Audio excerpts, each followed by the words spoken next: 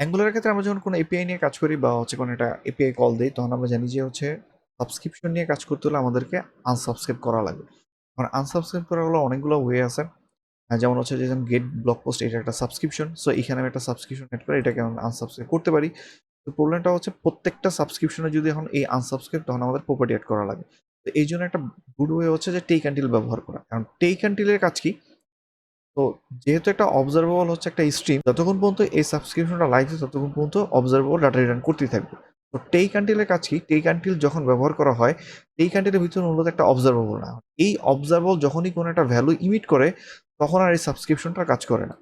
মানে এই সাবস্ক্রিপশনটা ততক্ষণ পর্যন্ত কাজ করবে যখন এই takeUntil এর ভিতরে কোনো ভ্যালু ইমিট না হবে।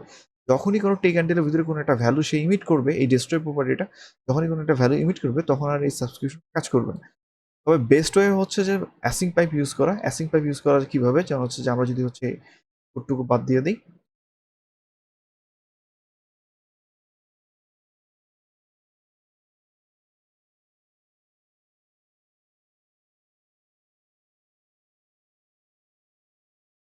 ওকে, এই অ্যাসিং পাইপের কাজ কি?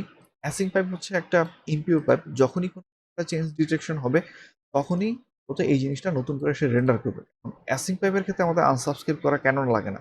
এই যে অ্যাসিং পাইপে যদি আমরা কোডটা দেখি, তারা দেখতে পাবে এই সাবস্ক্রিপশনটাকে সে কিন্তু আনসাবস্ক্রাইব করে দিচ্ছে। দ্যাট মিনস হচ্ছে এই কম্পোনেন্টে যতগুলো সে অ্যাক্টিভ সাবস্ক্রিপশন পাবে, ততগুলোকে সে আনসাবস্ক্রাইব করে দিবে। এই কারণে হচ্ছে অ্যাসিং পাইপ আমাদেরকে আনসাবস্ক্রাইব করা লাগে না। অ্যাসিং পাইপ ইউজ করতে আমাদেরকে আনসাবস্ক্রাইব করা লাগে না।